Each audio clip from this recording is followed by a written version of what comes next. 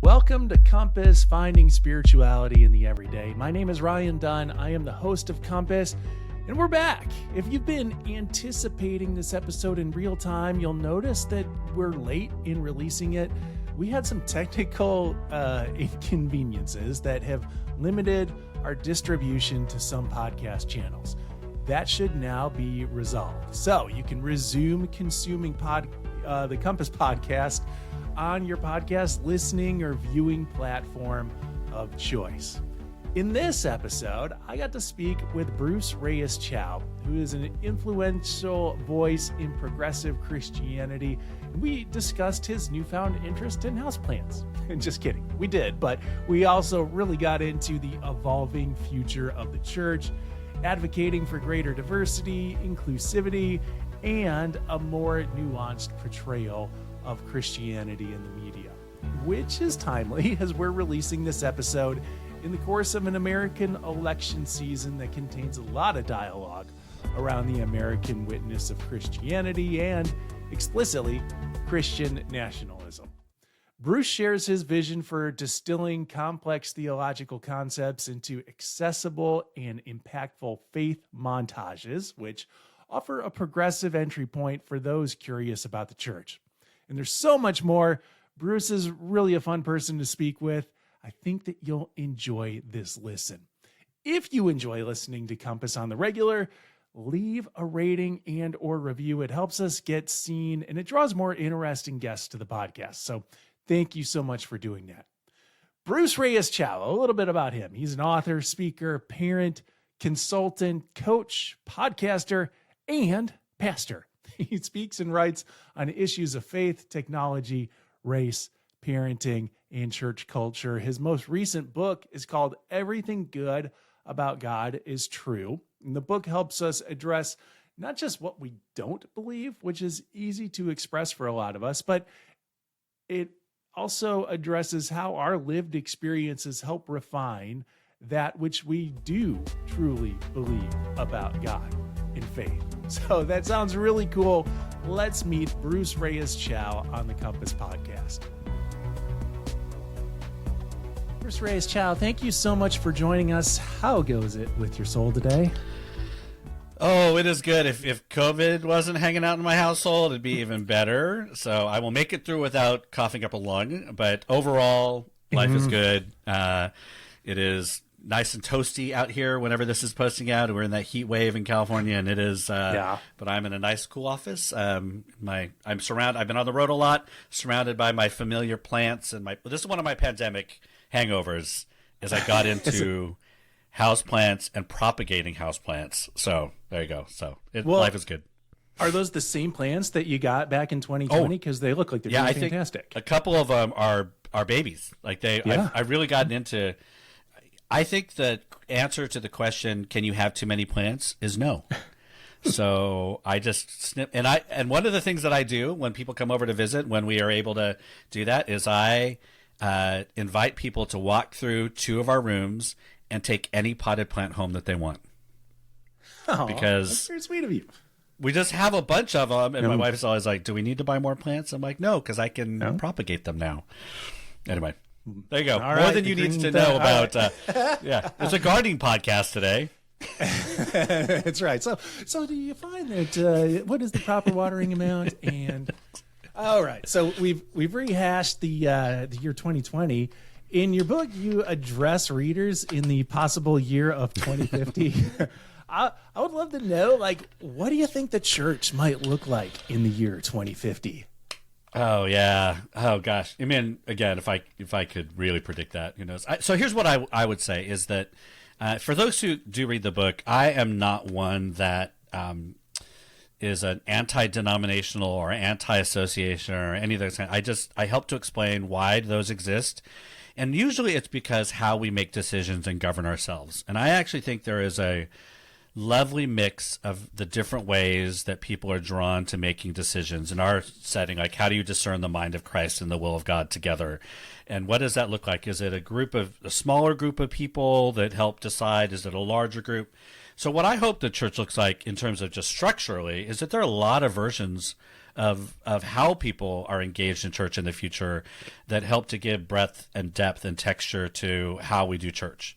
Now, what we believe, what I hope, I'm just going to say, here's what I hope.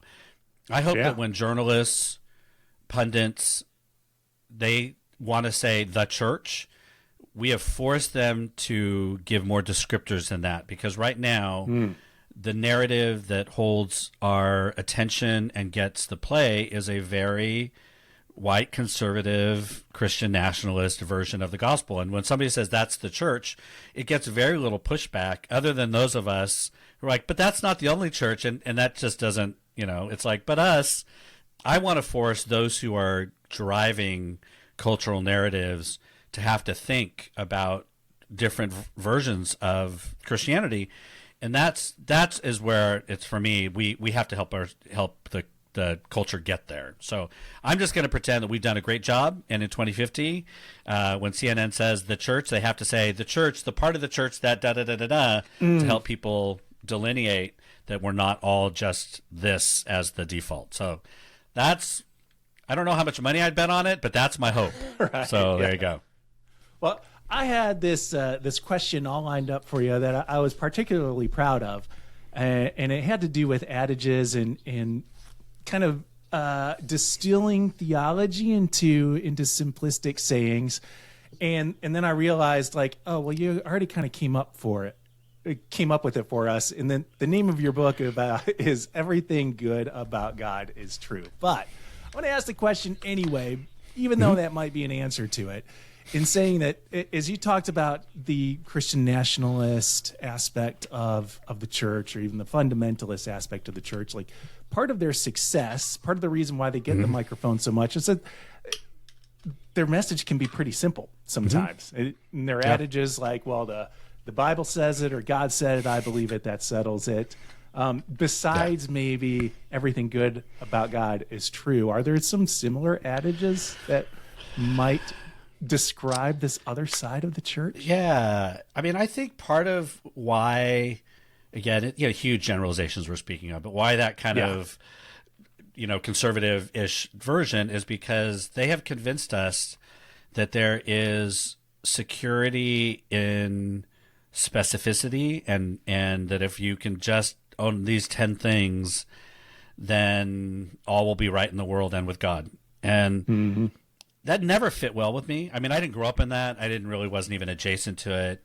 I grew up with its expansive nature of God, and that there was great security in knowing that God was this expansive place, and that God could handle me in all the versions that I am. I mean, I come out of a small urban church in Stockton, California, all kinds of trouble in life and community, and it was a place where we were reminded that God can handle whatever we bring.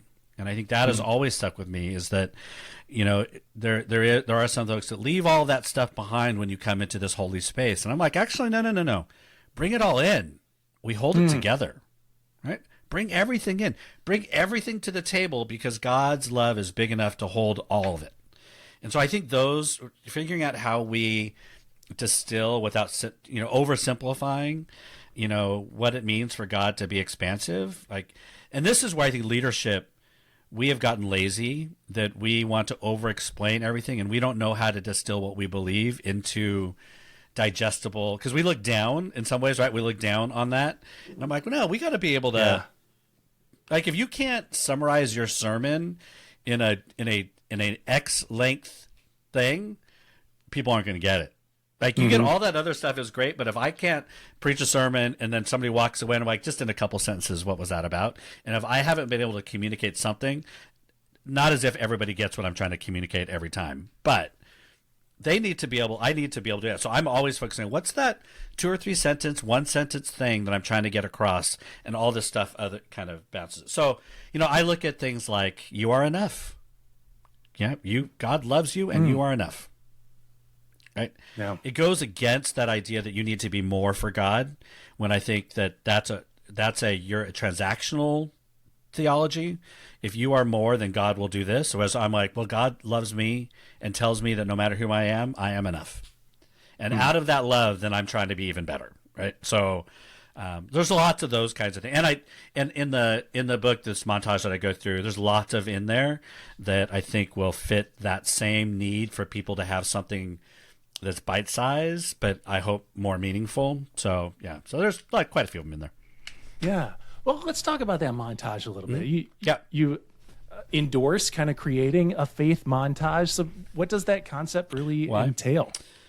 Well, I mean, I wish it was deeper than I'm a Gen Xer and every Gen X movie had some kind of montage in it. I mean, that's really what, at the core, that's really what it was. I got to know then, because they always have a soundtrack too. Like what's the soundtrack of your Well, faith see, montage? it's interesting. So mine would be kind of like 80s R&B kind of thing, where in other times it's going to be poppy, like Dexy's Midnight Runner, that kind of thing. Like that'll be but for me, montages are great because you knew it was leading you somewhere, but you just got bits and pieces of it getting you to the point, and it sped the movie along. And that's kind of how I see this. I could have certainly called it a faith statement, but I was like, yawn. Like that's something that we all have, and there's nothing sounds very intriguing academic about that. Yeah, and it's, for those who are reading it who kind of come out of the church, faith statements often can be checklists to what are you supposed to believe in order for us to be included in this. And I think I wanted to get away from that as well. And a faith journey didn't have enough gravitas to me. So that I landed on faith montage as a way that you could actually dip into it at any point, but it does help you kind of start to end think about the fullness. I mean, the book itself is an audacious, super arrogant project, right? They asked me to write a book on Christianity, and I'm like, well, the whole thing? Like all of it? Yeah. Like, yeah. Like what? Can you see the whole thing? Yeah. And I'm like, sure. I had written this montage and thought it could be something, and we had begun to navigate, and it was originally going to be a memoir, more of a spiritual memoir, and those are not, unless you're famous, those don't really work very well. And they wanted something that had more longevity, which I really appreciated. And so they were like, no, let's frame this as a primer on progressive Christianity. And then that way it is the what's next as you are reaching a healthy point of deconstruction. Like if there is still a lot of trauma involved in your deconstruction, you may not be open to this quite yet. But if you're like, okay, I'm still curious about the church, there's still something here, this is the entry point into that, or an invitation into one way to think about it. So that's kind of the montage for me. It gave me a little more freedom to be a little bit more creative. I loved writing it. I love reading it, actually. I love reading my own stuff. And that's not an arrogance, I think. It's more of a nod to, if you're not transformed by your own work, then nobody else will be. And so I still believe greatly what I've written. And I love watching how other people are using it in liturgy and other stuff. But so the montage, I mean, again, it's not much deeper than that's what I grew up with in the movies. But it does fit a purpose. Yeah. Well, I love that imagery of it. Was there a process that you used to develop your own montage? Yeah. I did. The first round, I just wrote. And then as I started to think about, okay, this could be a project of some kind. I don't know what exactly it was going to be, probably a book, but I started to think about what was missing. And so I actually, for those that aren't connected with me online, I'm super over visible about everything I do, depending on your context. And so I'm like, okay, here I'm writing this thing. What's missing? Like what needs to be answered? And so I shared it out ahead of time, and people kind of said, well, and I'm like, you can like or not like parts, which is fine. But are there things that if you were handing this to somebody who was curious about faith, even for the first time, what do you want to make sure that gets touched upon? And not just like these big theological questions, but I was a church planter. I started a church in San Francisco a million years ago, and people didn't really care about the big theological things. Like, why are there so many different kinds of churches? Like, that was a core question. Why do we baptize people in so many different ways? Like, why? And so I try to do that and get it all the way to the ground level, as well as infusing in, when we talk about God's plan, that can be really dangerous, but here's a way to think about it that is more in line with the rest of our theological space. So, so I did it individually.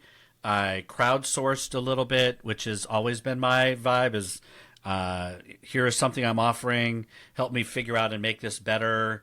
And then here's where we go together. And I generally am pretty good about separating people's opinion and likes and dislikes versus content that could help be better. So so that's what I did. I just shared it out, and people are always interested in talking about a theology that would help them in their work, for sure. I mean, it's really interesting though. I had colleagues read this book ahead of time as we were going through some review times, and one person said to me, "Oh, I could have wrote that book," and I was like, "But you didn't." So, but it's a conglomeration of a lot of people's thinking. So a lot of people won't find much surprising, but I think it will be an accessible, clearer version of what many of us have believed for a long time. Yeah.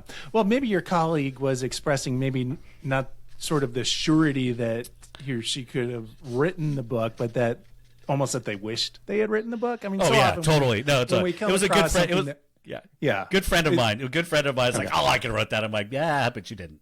So just read it and let me know what you think. Something that resonates with us, it oftentimes I find is something that gives words to something that I feel but hadn't been able to express before. And it sounds like you're really trying to invest in doing that for a lot of people. Like when they give you this mandate to, okay, write a manifesto for progressive Christianity. Like, there you go. It's kind of boiling down to that, though, isn't it? Like giving. I mean, it really is. And I'm very cautious as folks read this that the definitive article I use all the time is a, not the.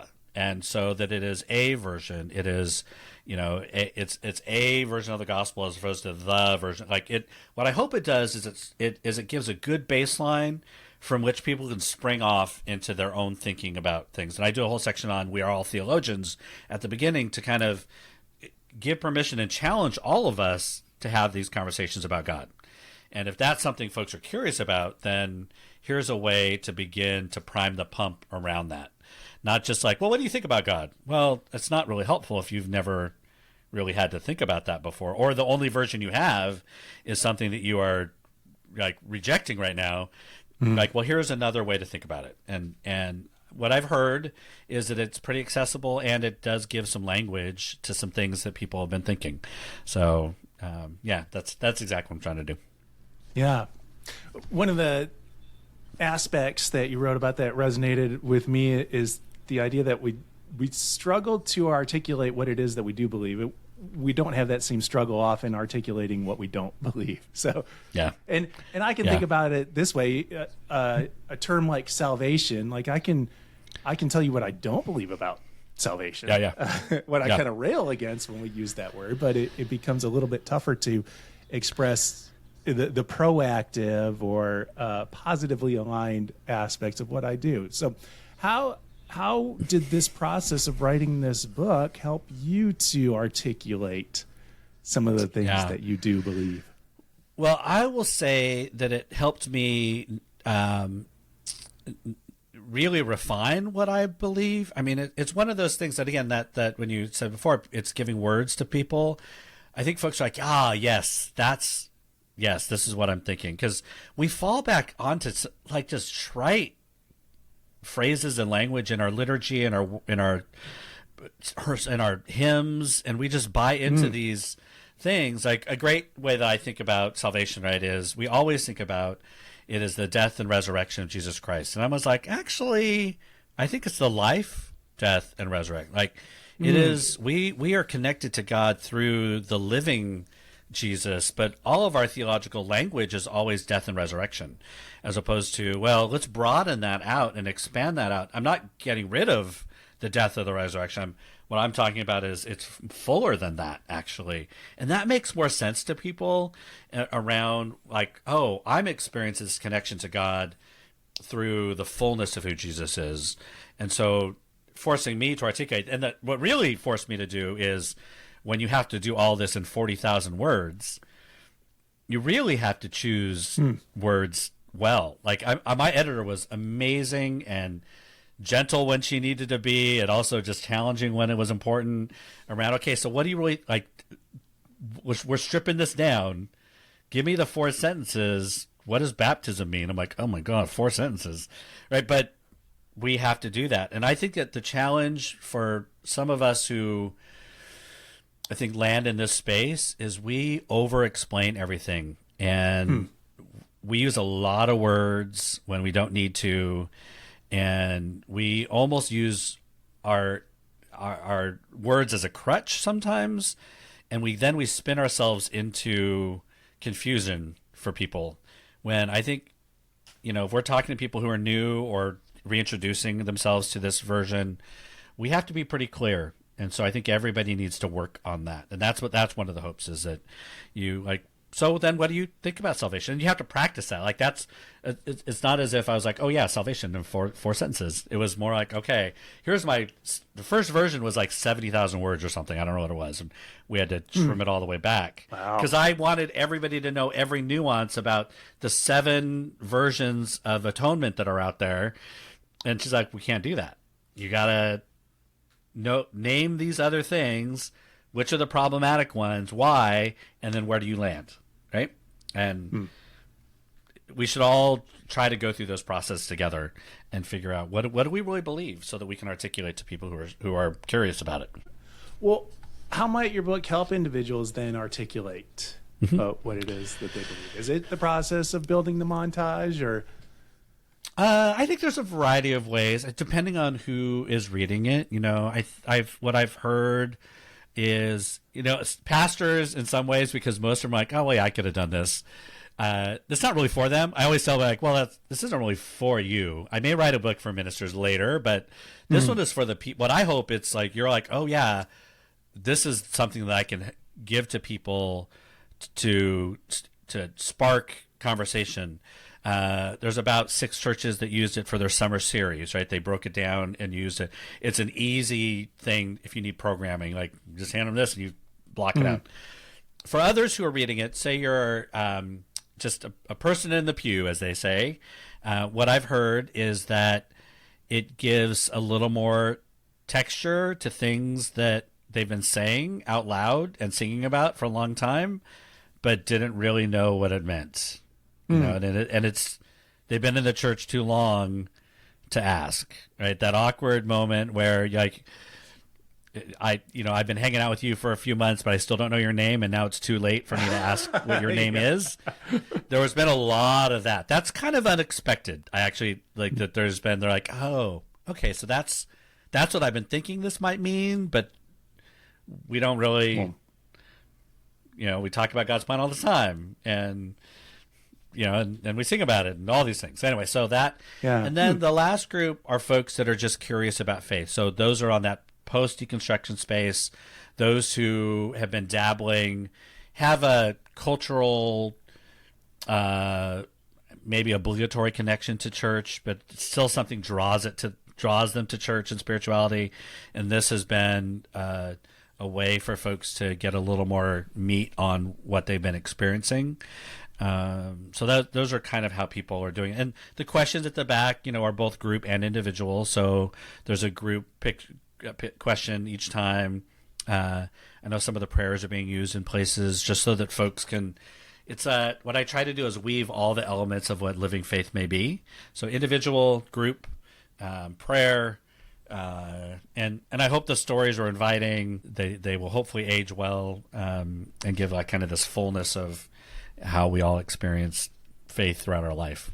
You mentioned us having a need to simplify what it is that we think about and even how we express it. But you also note that it's possible that God created human beings to be really complex. So how does recognizing our complexity and that God created us in this kind of complex range of human experience, how does that change the way that we might approach faith? I think there's lots of ways, but my primary thing these days has been we either believe that everybody is a complex created, child of God, or we don't. And then does not matter how we treat everyone. So even our deepest enemies, right? We're told clearly in Scripture, there's lots of things that are easier to follow, right? Feed those who are hungry, clothe those who are naked. We might even visit people who are incarcerated, give drink, all those things those are great and easy, but bless your enemy and do not curse them. We are not good at that. And that goes both ways. And I think that by truly believing that even our worst enemy is created and complex, we have to allow that to change how we behave. Now, that doesn't mean we agree or we affirm actions or beliefs or any of that. It just means that how we respond to that person can't diminish their humanity. And I think that's what the world wants. War and violence feeds on dehumanization. And if we can make small and large steps in how we interact with each other online or what we say about those we disagree with in conversation, then we are saying to evil, basically, not today. Like, you're not going to win today. And I think that that's really hard in these political times, but really necessary. I mean, I just think that the more we dehumanize other people, the more we are not going to find any common space. And we can't do it as a transactional thing, right? We can't, well, they don't do it to us. They don't humanize us, so why would I humanize them? Like, well, I don't humanize another person just so it gets me something. I do that because God has said to me, I see you as this complex person. In response to that, you should see all of, my creation as such. And that is hard and excruciating, and it's sometimes more fun to just give it right back. Yeah. But I think it only lasts for a moment, and then we realize that's not a helpful people to be. So are there practices that you use to kind of check yourself? Or to keep you grounded in looking at people? I'm super annoying. I'm super annoying to others and myself. So like if somebody says they're a pile of whatever, I'm like, are they actually a pile of that, or are they just doing things that are that? Right? I mean, how do we separate? Right? Yes, I see that as being annoying. Right? Yeah. There you go. My wife is particularly excited. Like, oh, they're trash. I'm like, well, are they? Like, is anybody trash? I mean, that's what I say about black and brown bodies in the U.S., right? We have decided that they can be disposed of and made indivisible in our carceral system. I don't think that's true. We wouldn't want anybody to think that, and I'm not going to reciprocate that to other people.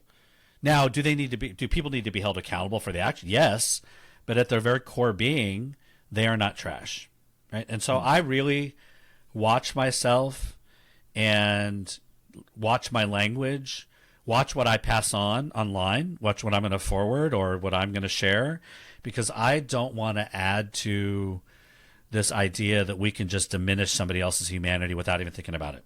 And I think that is too easy. So I am very disciplined about thinking about everything that I share or say, that whether it diminishes their humanity. And I still want to challenge. Like, I'm not a big fan of former President Trump. I'm not a huge fan of current President Biden either. But I'm not going to fall into ableism and ageism and all those things. Right? I'm going to challenge thoughts, beliefs, but not ability, age, those kinds of things. And that's hard to do because it's so easy. It's just sitting right there. But I think that's the easy, lazy way out. And I think we're called to something better. Yeah. Well, and it's easy to do, especially when the snowball of public opinion is kind of cascading down that way, right? Oh, yeah. Which, as we're recording this, it kind of is. But Yep, exactly.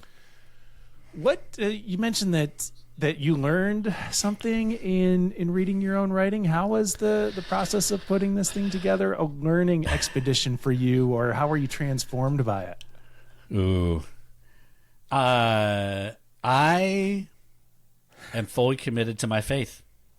Like I just, and people will say, but then is it the only way? And I'm like, no, I say in the book, Jesus is not the only way to experience God and the divine. And I'm very clear with that. And they're like, well, what about when it says, and I'm like, okay, we're not getting into scripture wars because those are exhausting to me and useless. But I'm like, I can live with the tension. And I actually think that sometimes scripture is wrong. So there you go.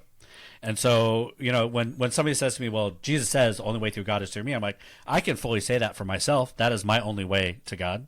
Is that for everybody? No, there's just too much in the world that says to me that's not the only way, that people have connected to God in whatever form God is taking in many, many ways.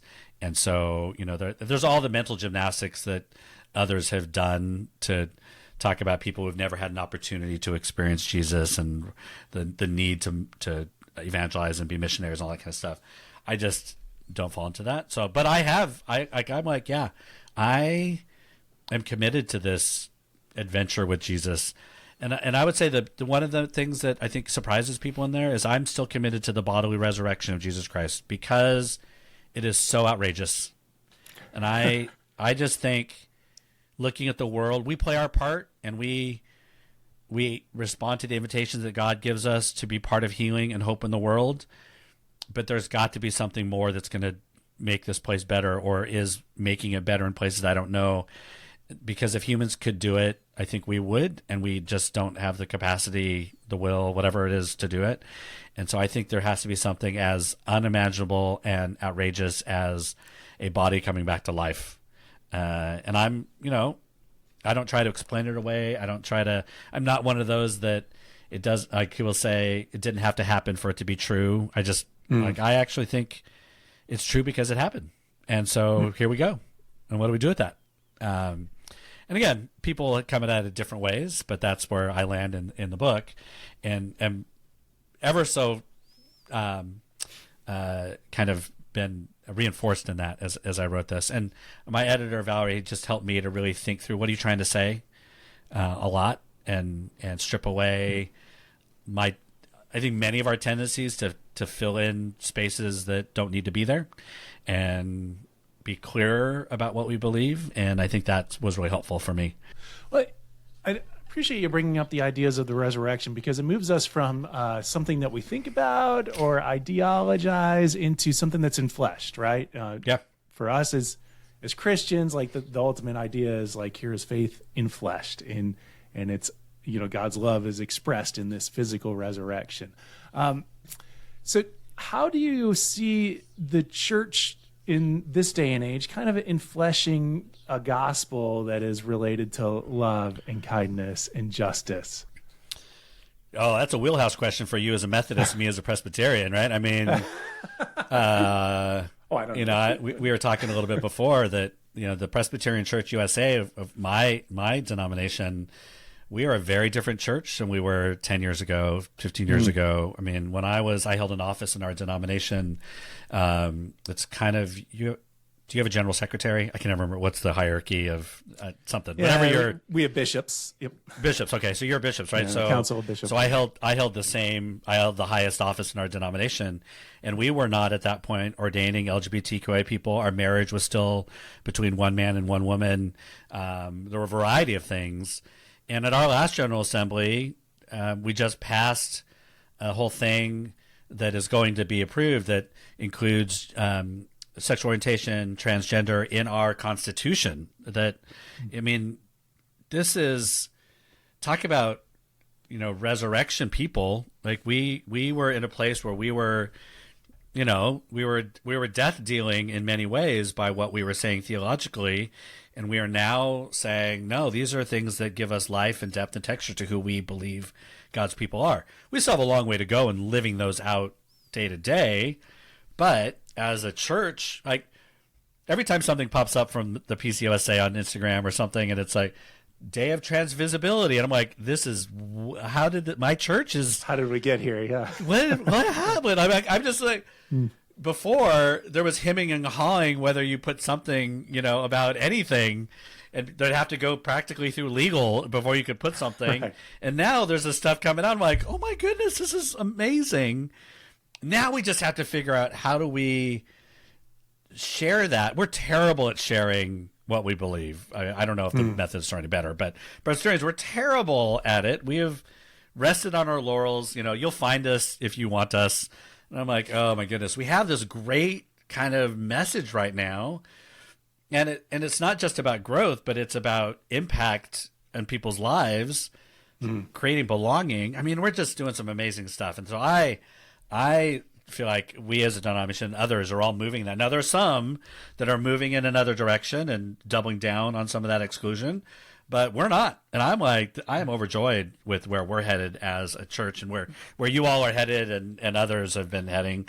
It's a beautiful, welcoming, expansive, expression of Jesus in the world. And I just feel like there's so many people that faith has been dead. We have tried to say, no, it's living, and again, not perfect, but there is some good life coming out of some of these places now. You've just come off of several weeks on the road. The book has just come out. So you may answer this question just being like, I'm just going to rest. But what are you dreaming about doing next?